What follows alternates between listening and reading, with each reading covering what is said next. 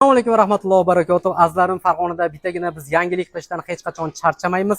Mana o'sha Xelbani originalini olib kelib qo'ydik. Ko'pchilik bizga aytishyapti, bozorlarda bor-ku, boshqa-ku.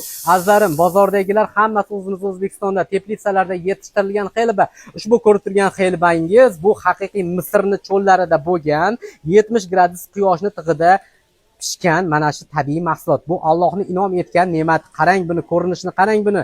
Shunaqangi shifobaxshki, buni kimki ichibdiki, jigar xastaliklari bo'lsa, jigarni kerak bo'lsa yangilab tashlaydi. Ana undan tashqari sahr xastaliklari bo'lsa, sahrni ham me'yorlashtirish xususiyati bor.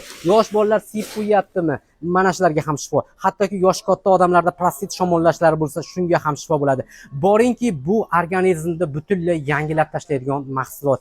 Buni kimlar ichishi mumkin emas? Faqat homiladorning 1 oyligida. Undan keyin bemalol iste'mol qilsa bo'ladi. Bu hattoki ona sutini ham ko'paytirib berish xususiyati bor. Boringki, bu mahsulot haqida gapirayotsak, bitta kitob bo'lib ketadi.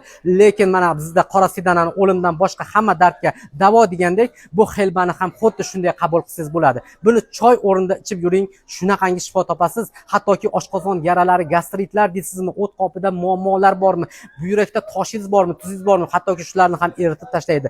Azizlarim, bizning manzil o'sha Farg'ona shahri Muhayyo chorrahasining oldida, Osiyo supermarketining quruq meva отделida. Biz sizlarni kutib qolamiz. Azizlarim, video ma'qul kelgan bo'lsa, like bosing. Biz sizlar uchun ijod qilishdan va yangilik qilishdan hech qachon charchamaymiz. Salomat bo'ling.